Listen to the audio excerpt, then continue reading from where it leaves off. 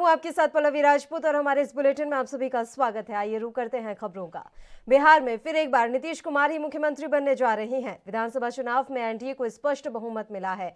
अब नीतीश कुमार दिवाली के बाद एक बार फिर मुख्यमंत्री पद की शपथ लेंगे। सूत्रों की माने तो 16 नवंबर को शपथ ग्रहण समारोह हो सकता है। नीतीश कुमार इस बार 7वीं बार बिहार के मुख्यमंत्री के रूप में शपथ लेंगे।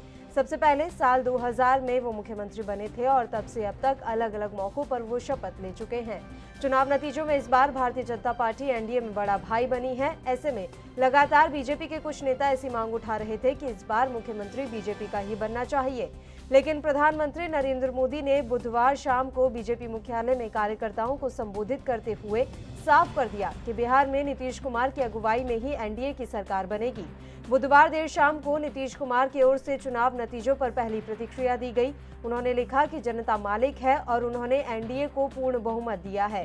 नीतीश कुमार ने इसी के साथ लिखा कि प्रधानमंत्री नरेंद्र मोदी का चुनाव के दौरान सहयोग के लिए शुक्रिया। तो बिहार में एक बार फिर नीतीश कुमार ही मुख्यमंत्री बनने जा रहे हैं। विधानसभा चुनाव में एनडीए को स्पष्ट बहुमत मिला है। अब नीतीश कुमार दिवाली के बाद एक बार फिर मुख्यमंत्री पद की शपथ लेंगे। सूत्रों की माने तो 16 नवंबर को शपथ ग्रहण समारोह हो सकता है। नीतीश कुमार इस बार 7वीं बार बिहार के मुख्यमंत्री के रूप में शपथ लेंगे। इससे पहले साल 2000 में वो मुख्यमंत्री बने थे।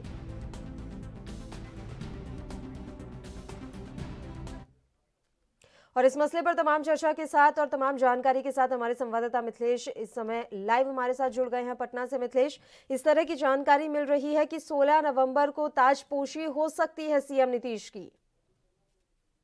देखिए, सबसे अहम बात यह है कि 17वें विधानसभा चुनाव के आगाज के साथ में आपका 243 सीट पर जिस तरीके का बढ़त लेकर के नीतीश कुमार 125 सीट पर आ चुके हैं। लेकिन यहाँ पे एक और लोचा अभी सामने में आ रहा है, खास करके जो इनके सहयोगी दल है, वे सहयोगी दल अपने एक उच्चस्थ मंत्री पद पाने की एक लालसा रखे हुए हैं, जिनके तहत में हो सकता है कि अड़चने आ जाए। इसी को एक फायदा उठाने के लिए खास करके महागठबंधन ने भी अपनी तैयारी कर लिया है।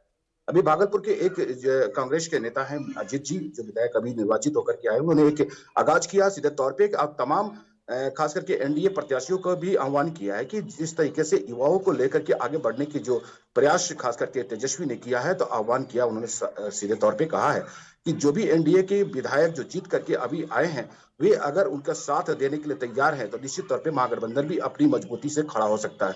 अब यहाँ पर सबसे अहम बात खास करके ये आ रही है कि जिस तरीके से बीजेपी और खास करके जदयू अपनी सीट कायम किया था, और उसमें सबसे अहम बात देखने को मिला था कि हम पार्टी के जो 4 सीटें थी और वीआईपी की जो 4 सीट मिले, 8 सीट जो मिला है, वही उच्चस्थ मंत्रालय पद का लेने की जो लालसा उन्होंने रखा है, वही लोग लोचा लगा सकता है। तो लेकिन जिस तरीके का आज जो बातें करने के लिए राज्यपाल के पास में निर्वाचन जो अधिकारी हैं एचआर श्रीनिवास जाएंगे और तमाम 243 विधायकों का जो सूची है उनको सौंपेंगे, उसके बाद ही राज्यपाल इन लोगों को आमंत्रण करेंगे कि आपको मुख्यमंत्री पद का। लेकिन अभी तक जो सामने में बातें छन करके आई है, सीधे यही कहा जा सकता है कि मुख्यमंत्री पद की जो दावेदारी है सिर्फ और सिर्फ नीतीश कुमार को ही माना जा रहा है। लेकिन जिस तरीके का अभी अटकलों की बाजार गर्म है, उसमें अभी राजनीति की जो सियासी समर में कुछ भी कहना पहलबाजी कही जा सकती है। जी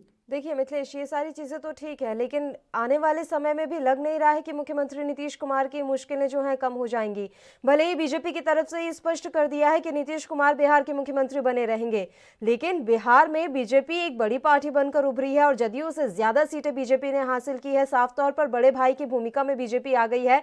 तो क्या अब नीतीश कुमार को तमाम दबाव भी यहाँ पर झेलना पड़ सकता है आने वाले समय में? देखिए, शुरू से ही आप उनकी अगर व्यक्तित्व की विषय में बातें करें नीतीश कुमार का, तो निश्चित तौर पे एक स्वाभिमानी शख्सियत के रूप में हर पल वो सामने दिखे हैं और किसी भी बातों को लेकर के अपने नतीजे को रखने के प्रयास हर पल उन्होंने किया है। जिस तरीके से महागठबंधन के लोग अभी तंज कसते चले जा रहे हैं कि अगर राजग अपनी सरकार बनाने में प्रयासरत रहा और प्रयास करके सफलता भी अर्जित कर लिया, मुख्यमंत्री नीतीश कुमार का चेहरा भले ही आ जाए, लेकिन कुछ दिन चलते चलते निश्चित तौर पर विराम की स्थिति आएगी और वहां पर प्रश्न चिन्ह जरूर लगाए जा सकते हैं। अभी एक और भी बातें अटकलें खास करके लगाया जा रहा है कि जिस तरीके से बीजेपी ने अपनी सबसे ज्यादा बढ़त सीट ला करके बिहार में अपनी तूफान खड़ा किया, उसको लेकर के भी बातें कही जा रही है। और खास करके उन्हीं के जो मंत्री हैं और या सीधे तौर पे कहे जो खास करके उच्च स्तरीय कार्यकर्ता हैं, वे सारे लोगों ने एक सीधे तौर पे प्रश्न चिन्ह लगाया है कि जब हमारे बीजेपी की इतनी बढ़त सीट आया है और सारे हमारे अच्छे चेहरे नजर आते हैं, खास करके नित्यानंद राय और अश्विनी चौबे और सारे जो लोग हैं, रविशंकर जी के बाद लोगों ने उठाते हुए कहा है कि अगर इन्हीं लोगों में से किसी को एक को चयन करके मुख्यमंत्री का पद अगर दिया जाए तो क्या दिक्कत आएगी। लेकिन आपको शुरुआती दौर में बता दें कि जब प्रधानमंत्री नरेंद्र मोदी और जेपी नड्डा और खास करके जितने भी एनडीए का जब उस समय गठबंधन की तैयारी की गई थी, उस समय साफ तौर पे यही कहा गया था कि कुछ भी हो, एनडीए के जब भी सरकार बनाने की बातें आएगी तो निश्चित तौर पे मुख्यमंत्री नीतीश कुमार ही होंगे। और साफ तौर पे धर्मेंद्र जी ने कहा था, धर्मेंद्र प्रधान ने भी साफ तौर पे ये कह दिया था कि अगर एनडीए की सरकार बनती है तो निश्चित तौर पे हमारे जो दुल्हा बनेंगे वो हमारे नीतीश कुमार होंगे। लेकिन इन तमाम अटकलों के बीच में जिस तरीके के खास करके अभी जो पेच की लड़ाई चल रही है महागठबंधन और राजग की, उसके बीच में बीजेपी और जदयू के बीच में भी एक एक कांटे की बातें सामने में आ रही है। लेकिन ये जरूर साफ हो गया है इन चुनावों से कि देखिए नीतीश के प्रति लोगों के मन में नाराजगी तो है, यूं ही नहीं इतनी सीटें कम हो गई जेडीयू की। ये नाराजगी की वजह क्या मानी जा सकती है मिथिलेश? क्या नीतीश कुमार जो काम उन्हें करना चाहिए था बिहार में और बिहार के विकास के लिए, उसमें कहीं ना कहीं विफल साबित हुए हैं? लोगों ने जो वोट दिया है वो पीएम मोदी के नाम पर दिया है, लगता है कि नीतीश के काम पर वोट इस बार उन्हें नहीं मिला। देखिए, शुरू से ही अगर आप देख लें कि मोदी की जो लहर है हर पर कार्यरत रहा है और हर लोगों की जुबान में एक ही साफ तौर पे देखा जाए तो एक ही जुबान पे रट लगाए रहते हैं कि मोदी मोदी के नारे लगाया करते हैं। लेकिन यहाँ पर ये कहना भी बेईमानी कही जा सकती है कि नीतीश कुमार ने काम नहीं किया है। अगर 15 साल पूर्व की बातें करें, जब 2005 की पूर्व की बातें करें, 1990 से लेकर 2005 की जो दशक थे, उस समय की कहानी कहें तो उस समय बिहार के विकास अछूता दिखता था। लेकिन 2005 से लेकर के 2020 तक की जो कहानी रही है उसमें निश्चित तौर पर विकास के दौर तो रहा ही है। भले ही सड़क का निर्माण हो, नल जल की योजनाएं हैं और कई ऐसे महत्वाकांक्षी योजनाएं हैं जो फेलियर के रूप में दिखा है और खास करके भ्रष्टाचार की लूट खसुट भी देखी गई है, जहां पर अफसरों की मनमानी भी देखी गई। इसको तमाम स्थितियों को देखते हुए आपकी बार नाराजगी तो निश्चित तौर पे आपकी जनता ने दिखाया है और कहा भी कि जिस तरीके से लूट खसुट मचाई गई थी, अब अफसरशाही हावी रही है, उस पर निश्चित तौर पे विफलता माना गया है सरकार को और उसी पे घेरते हुए जनता ने अब की बार में बहुत ही कम उनको आंकलन किया। लेकिन जो भी कहिए, अभी खास करके एनडीए में जिस तरीके की जदयू की क्षेत्रीय रूप से अगर देखा जाए, जिस तरह का क्षेत्रीय पार्टी के रूप में देखा जाता तो निश्चित तौर पे एक अपनी अहम भूमिका तो निश्चित तौर पे निभाया है, भले ही उनकी अभी सीटें कम हुई। दूसरी बात सामने में आती है कि लोजपा के जिस तरीके का प्रहार रहा है खास करके जदयू और नीतीश कुमार के ऊपर में, उसके ऊपर में भी कहा जा सकता है कि उनकी जो आंकलन थी उसमें कम हुई है। खास करके जदयू के जितने भी बागी विधायक थे या बीजेपी के जो भी बागी विधायक थे, जो दिग्गज नेता, कद्दावर नेता के रूप में जाने जाते थे, उन तमाम नेताओं को लोजपा ने अपने हाथों ले लिया था और उनको टिकट दे करके उनको लड़ाया था, जहां से कई उनकी अपनी चेहरे के लेकर के टिकट पर उनकी वोट मिले तो जरूर थे, लेकिन उतनी वोट नहीं थे जिसमें वो कामयाबी के दौर पे सवार हो पाए। लेकिन कुछ भी हो, जदयू के टिकट, जदयू के जो भी जदयू सीट पर जो भी उम्मीदवार थे, उन सभी उम्मीदवारों को निश्चित तौर पे उनकी कटौती दिखाई दिया था, जिसके तहत में उनकी सीट भी कम आने की साफ तौर पे दिखाई दे दिया। लेकिन इन तमाम विपत्तियों के बीच में जिस तरीके की स्थिति लेकर के अपने खड़े हैं नीतीश कुमार, जो पिछले चुनाव में साफ तौर पे जब उन्होंने अपने आप सभा किया था, तीसरे दौर की जो सभा थी, उसमें उन्होंने साफ तौर पे कह दिया था कि अब की बार अंतिम हमारी चुनाव होगी। उसकी लहर भी एक साफ तौर पे देखने को मिला, जिसके तहत में नीतीश कुमार के चेहरे पर भी कुछ वोट नजर आए थे। तो इन तमाम स्थितियों के बाद भी अगर देखा जाए तो नीतीश कुमार ही एकमात्र ऐसे चेहरे दिखाई देते हैं जहां पर अभी खास करके मुख्यमंत्री का चेहरा सामने पे दिख रहा है। जी बिल्कुल। और सुशील कुमार मोदी आखिर कहां स्टैंड कर रहे हैं? ठीक है, वो डिप्टी सीएम है। बिहार की राजनीति की अगर बात करें तो क्या वाकई में इतनी पैठ उनकी मजबूत नजर आती है सुशील कुमार मोदी की? देखिए, नीतीश कुमार की जब सत्ता था और उसमें निश्चित तौर पे उप मुख्यमंत्री के रूप में सुशील मोदी देखे जाते थे, लेकिन जिस तरीके का अब की बार की कहानी चल रही है उसमें लगता नहीं है उप मुख्यमंत्री का जो पद होगा वो खास करके सुशील कुमार के लिए होगा। और जिस तरीके से दावेदारी की जाती थी, खास करके जिन लोगों के नाम को उल्लेखित कर करके बिहार में रणनीति तैयार की गई है, चाहे नित्यानंद राय की बात किया जाए, चाहे रविशंकर जी की बातें किया जाए, चाहे अश्विनी चौबे की बातें किया जाए, उन सभी लोगों के चेहरे को लेकर के भले ही मुख्यमंत्री की दावेदारी ठोकी जा रही है, लेकिन इन बिंदुओं पर अगर देखा जाए तो सुशील मोदी का कहीं भी चेहरा नहीं नजर आता कि मुख्यमंत्री की दावेदारी कर पाएंगे। लेकिन इन हालातों के बीच में निश्चित तौर पे हम पार्टी और खास करके वीआईपी के जो 4-4 सीट लेकर के आए हैं, उनकी अपनी मांग है कि खास करके हमें उप मुख्यमंत्री की पद दिया जाए। उन्हीं की लेकर के निश्चित तौर पे एक बिल्कुल रोक सीधे रही तौर हूँ आपको मिथिलेश, आप लगातार हमारे साथ यूं ही जुड़े रहिए क्योंकि इस वक्त की बड़ी खबर हरियाणा से आ रही है। एएनबी न्यूज हरियाणा से इस वक्त की बड़ी खबर अपने दर्शकों तक पहुंचा रहा है। आपको बता दें कि निकिता मर्डर केस में एक्शन में आई है हरियाणा सरकार। इस वक्त की बड़ी और अहम खबर, फास्ट ट्रैक कोर्ट में निकिता तोमर केस की सुनवाई की जाएगी। हरियाणा सरकार एक्शन में। निकिता की बल्लभगढ़ में कॉलेज के सामने गोली मारकर हत्या कर दी गई थी और इसके बाद से ही हरियाणा सरकार की भी काफी किरकिरी हो रही थी और इस बीच जल्द निपटारे के लिए मामले की जो सुनवाई है वो फास्ट ट्रैक कोर्ट में की जाएगी। हत्यारों को फांसी के फंदे तक पहुंचाना अब अगला लक्ष्य होगा। निकिता हत्याकांड में आरोपियों को जल्द से जल्द सजा देने की मांग उठ रही है। निकिता मर्डर केस में एक्शन में हरियाणा सरकार। इस वक्त की बड़ी खबर हरियाणा से एएनबी न्यूज पर। फास्ट ट्रैक कोर्ट में निकिता तोमर केस की सुनवाई होगी। ये अहम जानकारी, निकिता की बल्लभगढ़ में कॉलेज के सामने गोली मारकर हत्या कर दी गई थी। वहीं मामले के जल्द निपटारे के लिए फास्ट ट्रैक स्पेशल कोर्ट अब इस पूरे मामले की सुनवाई करेगी। हत्यारों को फांसी के फंदे तक पहुंचाना अगला लक्ष्य है। इस तरह की जानकारी इस समय मिल रही है। निकिता हत्याकांड में आरोपियों को जल्द से जल्द सजा देने की मांग उठ रही थी। और खबर पर तमाम जानकारी के साथ हमारी संवाददाता पूजा शर्मा इस समय फोन लाइन पर जुड़ी हैं। पूजा, पूरी जानकारी हम आपसे चाहेंगे। निकिता तोमर हत्याकांड को लेकर क्या कुछ अपडेट मिल रही है? जी, अब निकिता केस की जो सुनवाई है वो फास्ट ट्रैक कोर्ट में होगी। हरियाणा सरकार द्वारा पहले ही इस बात की घोषणा की जा चुकी थी क्योंकि बार बार जो निकिता के परिजन है वो ये मांग कर रहे थे कि फास्ट ट्रैक कोर्ट में सुनवाई हो और अब फास्ट ट्रैक कोर्ट को लेकर सुनवाई को मंजूरी मिल गई है। जो निकिता के स्वजन है काफी खुश हैं इस निर्णय से क्योंकि कहीं ना कहीं हर व्यक्ति यही आवाज उठा रहा था कि जो आरोपी हैं उनको सख्त से सख्त सजा मिले और ये तभी संभव है जब फास्ट ट्रैक कोर्ट में सुनवाई होगी। तो राहत भरी खबर कहा जा सकता है। जो निकिता के परिजन हैं या जो स्वजन है जो लगातार निकिता के लिए न्याय की मांग कर रहे थे, अब जल्द फैसला आने की उम्मीद है क्योंकि इस मामले में क्योंकि इस हत्याकांड की जो अदालत में सुनवाई है वो रोज चलेगी। तो ऐसे में जो आरोपी हैं उनको अब बच पाना इस मामले में मुश्किल नजर आ रहा है। ठीक है पूजा, ये भी आपसे जानकारी चाहेंगे कि जो स्पेशल टीम गठित की गई थी उस टीम की जांच कहां तक पहुंची है?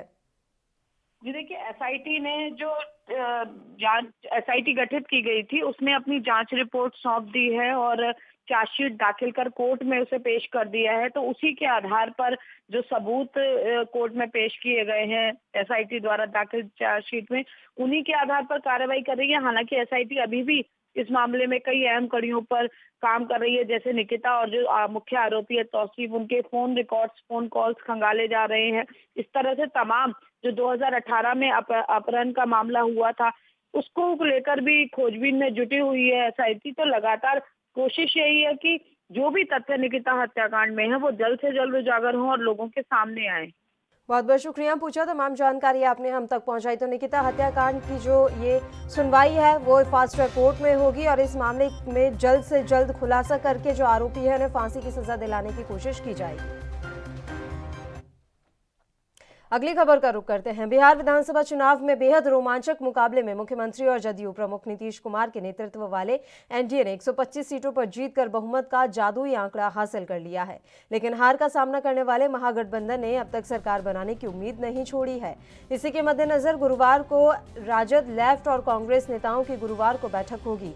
माना जा रहा है कि इसमें सभी बड़े नेताओं के बीच एनडीए के छोटे साथियों को रिझाने की कोशिशों पर चर्चा होगी, क्योंकि अगर एनडीए से मुकेश सहनी की वीआईपी और जीतन राम मांझी की हम टूटती है तो बीजेपी अल्पमत में आ जाएगी, जबकि एनडीए के पास, राजद के पास सरकार बनाने का एक और मौका होगा। इस बार चुनाव में हुए बड़े उलटफेर में नीतीश सरकार के मंत्री कृष्ण नंदन प्रसाद वर्मा, सुरेश शर्मा, शैलेश कुमार, फिरोज अहमद, ब्रिज किशोर बिंद और जय कुमार सिंह सहित 10 मंत्रियों को हार का सामना करना पड़ा। नीतीश सरकार में समाज कल्याण मंत्री राम सेवक सिंह हथुआ से चुनाव हार गए। राजद उम्मीदवार राजेश कुमार ने राम सेवक को करीब 30,000 मतों के अंतर से पराजित किया। वहीं जेडीयू नेता और बिहार सरकार में शिक्षा मंत्री कृष्ण नंदन वर्मा को आरजेडी उम्मीदवार यादव ने हरा दिया है। तो ऐसे में एक और कोशिश महागठबंधन की तरफ से की जानी है। पूरी कोशिशों में आरजेडी लगी हुई है कि कहीं ना कहीं से सरकार बनाने की जो कवायद है वो शुरू कर दी जाए। और खबर पर तमाम चर्चा के लिए सीधा रुख कर लेते हैं हमारे संवाददाता मिथिलेश मिश्रा का, जो कि लाइव हमारे साथ जुड़े हुए हैं। मिथिलेश, आज महागठबंधन की बैठक होनी है, इस बैठक के बारे में हम आपसे जानकारी चाहेंगे। कितने ये बैठक इस समय अहम मानी जा रही है?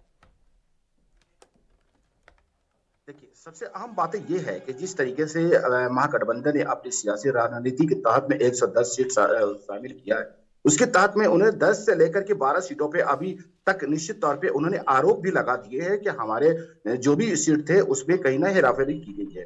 तो लेकिन इन तमाम आरोप प्रत्यारोप के दौर के बाद में अब सीधे तौर पे तोड़ने की राजनीति चालू कर दी गई है। खास करके अब सीधे तौर पे कह सकते हैं कि हम पार्टी के जो चार विधायक हैं और खास करके वीआईपी के 4 विधायक हैं, उन तमाम विधायकों को अपनी टीम में शामिल करने के लिए बातें कही जा रही है। खास करके अभी एआईएमआईएम के भी जो 5 सीटें हैं उनकी भी अपनी तरफ रुझान करने की बातें कही जा रही है। तो आज की जो बैठक खास करके महागठबंधन ने रखा, निश्चित तौर पे एक बहुत बड़ी आंकड़ा लेकर के सामने में आने की संकेत जरूर दे सकता है। और दूसरी तरफ अगर देखा जाए तो उसने सीधे तौर पे कहा कि जो खास करके एनडीए के विधायक हैं, वे अगर किसी भी तरीके का अगर चाहते हैं कि देश खासकर बिहार की तरक्की हो और युवाओं को आगे बढ़ाया जाए और उनको नौकरी दिया जाए, जिस तरीके से 10 लाख के नौकरी देने की आह्वान खास करके तेजस्वी ने कहा था, तो उसको लेकर के भी उन्होंने सीधे तौर पे कहा कि अगर कोई भी उनकी बातों को अगर अमल करना चाहता है तो निश्चित तौर पे उनकी स्वागत है। तो ये कहा जा सकता है कि बीजेपी और जदयू के सीटों से भले आगे निकल करके अपनी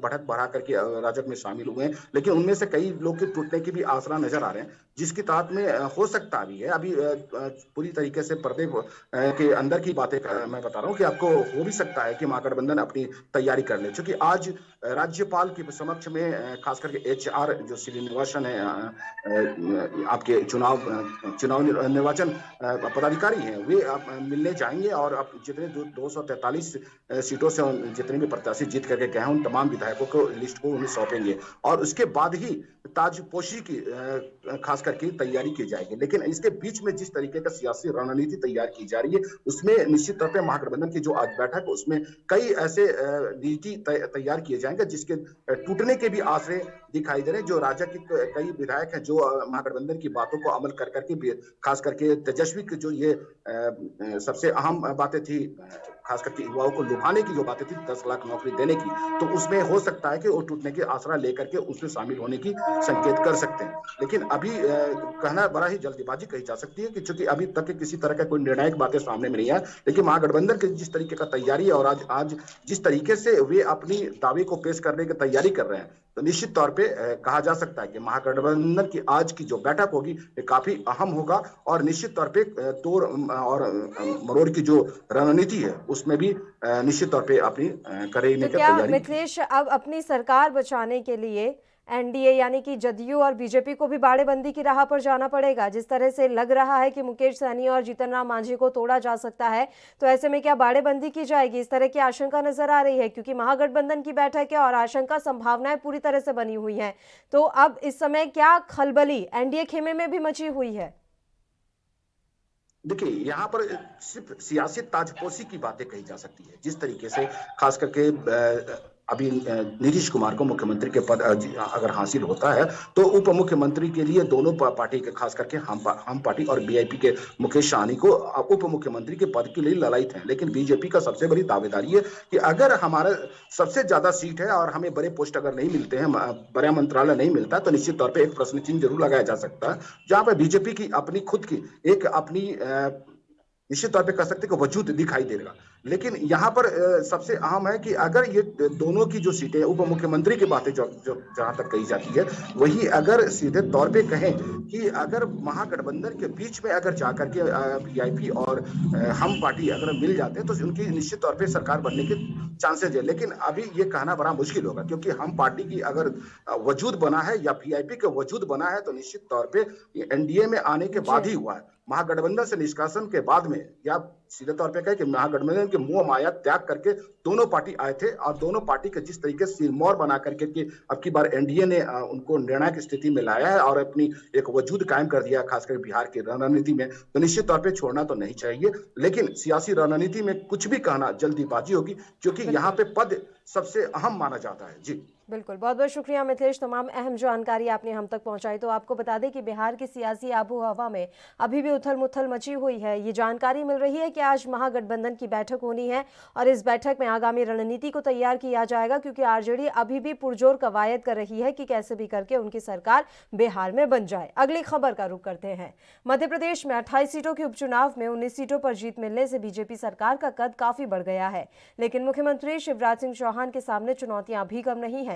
सबसे पहली चुनौती होगी कैबिनेट का विस्तार। कांग्रेस से बीजेपी में आए 3 मंत्रियों के चुनाव हारने के बाद अब मंत्रिमंडल में 4 और मंत्रियों को शामिल किया जा सकता है। एक जगह पहले से खाली थी, लेकिन इन 4 जगहों के लिए 7 से ज्यादा विधायक दावा कर रहे हैं। एक को भी मनाने के लिए शिवराज को कड़ी मेहनत करनी होगी। शिवराज ने अपनी कैबिनेट में कांग्रेस से इस्तीफा देकर आए 22 में से 14 विधायकों को शामिल किया था। इसमें क्षेत्रवार प्रतिनिधित्व जैसे समीकरण नहीं थे, लेकिन अब ये दबाव रहेगा। अब विधायक और महाकौशल के विधायकों को मंत्री पद मिलने की उम्मीद है। सवाल ये भी है कि कैबिनेट विस्तार के बाद विधानसभा अध्यक्ष कौन बनेगा। चुनाव हारने वाले सिंधिया समर्थकों को भाजपा संगठन में जगह मिलेगी या नहीं। निगम मंडलों में नियुक्तियां भी शिवराज के लिए चुनौती हैं। शिवराज पर विंध्य क्षेत्र के विधायकों का दबाव ज्यादा होगा। यहां से सीनियर विधायक गिरीश गौतम ने अभी से मंत्रिमंडल में शामिल होने के लिए दावेदारी ठोक दी है। उन्होंने ये कहा है कि विंध्य को कैबिनेट में तवज्जो मिलनी चाहिए। उम्मीद है कि पार्टी इस पर विचार करेगी। तो मध्य प्रदेश में 28 सीटों के उपचुनाव में 19 सीटों पर जीत मिलने से बीजेपी सरकार का कद तो बढ़ गया है, लेकिन मुख्यमंत्री शिवराज सिंह चौहान के सामने चुनौतियां कम नहीं हैं। और खबर पर तमाम जानकारी देने के लिए भोपाल से हमारे संवाददाता शैलेंद्र पाराशर इस समय लाइव जुड़ गए हैं। शैलेंद्र, जानकारी हम आपसे चाहेंगे। मध्य प्रदेश में 28 सीटों के उपचुनाव में 19 सीटों पर बीजेपी ने भले ही जीत हासिल कर ली हो, लेकिन अब चुनौतियां ज्यादा बढ़ गई हैं। शिवराज के सामने कैबिनेट विस्तार की एक बड़ी चुनौती लग रही है इस समय। जी बिल्कुल, मैं बताना चाहूंगा कि लगातार जिस तरह से बीजेपी की जीत के बाद से दबाव भी नजर आएगा, क्योंकि कांग्रेस विधायकों के शामिल होने के बाद बीजेपी ने सत्ता हासिल की। और इन विधायकों की अगर हम बात करें तो कई ऐसे विधायक हैं जो हारने के बाद उनकी भी पृष्ठभूमि ढूंढी जाएगी, क्योंकि उन्होंने भी अपना पूर्व विधायकी छोड़कर बीजेपी में शामिल हुए थे। और वर्तमान में चंबल सीट से 7 विधायक यहाँ पर हारते भी कांग्रेस से बीजेपी में जो गए वो हारते नजर आए, तो उनको भी कहीं ना कहीं एडजस्ट करना होगा। तो संगठन के प्रकोष्ठ, विभिन्न प्रकोष्ठ और बड़े दल की हम बात करें तो लगातार यहाँ बैठकों का दौर जारी है और बैठकों में तय किया जा रहा है कि क्या कैसे कुछ इनका परिवार में शामिल होंगे और इनके लिए क्या बड़ी जिम्मेदारी दी जाएगी। यहाँ बड़ा सवाल ये भी उठता है मतलब कि 3 यहाँ पर मंत्री थे जो कि हार चुके, अब उनके लिए क्या जिम्मेदारी होगी, वह भी एक बड़ी बात बीजेपी के लिए चुनौती होगी। बिल्कुल शैलेंद्र, जानकारी मिल रही है कि 4 जगह है खाली इस समय मंत्रिमंडल में और दावा 7 विधायकों ने ठोक दिया है। ऐसे में किस तरह से शिवराज किसे अपनाएंगे, किसे छोड़ेंगे, ये बड़ा सवाल यहाँ पर उठ रहा है। विंध्य को लेकर भी सवाल उठ रहा है कि विंध्य को जगह मिलनी ही मिलनी चाहिए। जी बिल्कुल, अगर बात करें कैबिनेट विस्तार की तो यहाँ पर दबाव के तहत सिंधिया समर्थक जो विधायक है उनके ऊपर उनको कैबिनेट विस्तार में यहाँ पर शामिल होने के लिए विभाग पर तय होगा। और चूंकि कैबिनेट विस्तार की हम बात करें तो हर पार्टी जातिगत समीकरण के साथ साथ स्थानीय और पूर्व के चुनाव में वरिष्ठ बीजेपी के जो कई बार विधायक जीते होते हो उनको मौका देती है, जिनको राजनीति और चीजों को समझ आए। तो यहाँ बड़ा सवाल यह भी होगा पल्लवी कि साफ तौर पर कई ऐसे विधायक शामिल हुए हैं जो 1 या 2 या 3 बार ही जीते हैं। और वहीं बीजेपी की हम बात करें तो बीजेपी में ऐसे सिंधिया समर्थक हैं जिनकी हार इन चुनावों में हो गई है। तो क्या ऐसा माना जाए कि अब आने वाले समय में सिंधिया का जो दबदबा है वो कम हो सकता है? देखिए पल्लवी, दबदबा तो कम नहीं होगा, क्योंकि सिंधिया समर्थक की वजह से ही बीजेपी को सरकार बनाने का मौका मिला। और पहले ही भले ही उपचुनाव 28 सीटों पर हुआ, लेकिन ये सीट जो थी पहले ही तय हो गया था। और बीजेपी की सरकार का जिस तरह कम बहुमत उनको चाहिए था और 28 सीटों में 9 ही केवल उनको सीट चाहिए थी, तो उनकी लगभग जीत तय ही मानी जाती थी। लेकिन अगर हम दूसरी ओर बात करें पल्लवी, तो यहाँ पर बीजेपी के कई ऐसे विधायक है जो 7, 8 और कई बार जीत चुके हैं, वरिष्ठ विधायक हैं, उनको भी मनाना बीजेपी के लिए चुनौती होगी, सीएम शिवराज सिंह चौहान को चुनौती होगी, क्योंकि अगर उनको नहीं मनाते और सिंधिया समर्थक के विधायकों को अगर कैबिनेट में विस्तार देते हैं तो वहां भी एक नाराजगी जैसे या भितरघात जैसी चीजें सामने आ सकती है, क्योंकि कई ऐसे पदाधिकारी हैं सिंधिया समर्थक जो लोग हैं जो विधायक नहीं भी थे, उनको चुनाव लड़ने के बाद विधायकी का मौका उनको मिला और एक ही 2 बार वह विधायक रहे। तो ऐसे में अगर मतलब इस सारे समीकरणों पर हम गौर किया जाए तो वो जूनियर विधायक होंगे और वरिष्ठ लोगों को नकारा भी नहीं जा सकता। तो कैबिनेट विस्तार में सर्वप्रथम मंथन की बीजेपी में जिस तरह चल रहा है तो उसमें सर्वोपरि उन विधायकों को रखा जाएगा जिनकी वजह से सत्ता सरकार में आई। और दूसरी चीज वो विधायक को भी नजरअंदाज नहीं किया जाएगा जो बीजेपी के कद्दावर स्थानीय विधायक है और कई बार से वह चुनाव जीत चुके हैं। और चूंकि विस्तार में कई सीटें नहीं है, केवल 3-4 यहाँ कैबिनेट विस्तार होगा, 3-4 मंत्री पद का दर्जा दिया जा सकता है। तो इन 4 सीटों की अगर हम बात कर 4 मंत्रिमंडल के अगर पद की विस्तार की हम बात करें तो इसमें एक बड़ा सवाल यही होता है कि तादाद बहुत है और उनको कहीं ना कहीं शामिल करने में बीजेपी को एक बड़ी चुनौती होगी और कई नाराजगी का भी हो सकता है कि इसमें सामना भी करना पड़ सके। तो क्या ये माना जाए कि खुद अपने हिसाब से शिवराज है कैबिनेट का विस्तार नहीं करेंगे और इसके लिए वो पार्टी आला कमान की मदद जरूर लेंगे? क्या दिल्ली तक कैबिनेट विस्तार का ये मसला जा सकता है? पल्लवी, 2 नजरिए से इसको हम देख सकते हैं, क्योंकि अभी वर्तमान में नगरीय निकाय और पंचायत चुनाव का भी एक बड़ा जिम्मेदारी होगी और बड़ी स्थानीय स्तर पे अगर वितरघात या संगठन में नाराजगी किसी भी पदाधिकारी कार्यकर्ता जो परंपरागत तरीके से कई बार जीवन और कई उनकी पीढ़ी बीजेपी को दी है और वो लोग स्थानीय स्तर पर जमीनी स्तर पर वो लोग काम कर रहे हैं तो उनको नाराजगी भी नहीं कर सकते, क्योंकि एक स्थानीय निकाय का चुनाव भी बड़ा महत्वपूर्ण होता है। उसी चुनाव के बाद विधानसभा या लोकसभा में जीत कोई भी पार्टी तय करती है। तो एक बड़ी चुनौती बीजेपी के पास है। केंद्रीय नेतृत्व का दबाव इसमें बिल्कुल नहीं हो सकता, क्योंकि स्थानीय प्रदेश स्तर पर चुनाव होते हैं और निर्णय लेने के लिए स्थानीय कमेटी बनती है, हर जिले की कमेटी बनती है, उनसे निर्णय लेते हैं। तो सबसे पहले जो चुनौती होगी तो सिंधिया समर्थक जो पदाधिकारी यहाँ शामिल हुए तो उन कमेटी में शामिल करना एक बड़ी चुनौती होगी और बीजेपी की कार्यशैली से उन लोगों को अवगत होना एक बड़ा सवाल होगा यहाँ पर। बिल्कुल, बहुत बहुत शुक्रिया शैलेंद्र, आप हमारे साथ जुड़े तमाम जानकारी देने के लिए। तो मध्य प्रदेश में भले ही बीजेपी ने शानदार जीत हासिल की हो, लेकिन शिवराज की मुश्किलें कम नहीं हुई। अब कैबिनेट विस्तार को लेकर तमाम अड़चनें उनके आगे आने वाली है। देखने वाली बात रहेगी कि किस तरह से कैबिनेट में किसे शिवराज जगह देते हैं। इसी के साथ इस बुलेटिन में फिलहाल के लिए इतना ही। मुझे दीजिए इजाजत। देश प्रदेश की तमाम ताज़ा खबरों के लिए आप बने रहिए हमारे साथ। नमस्कार।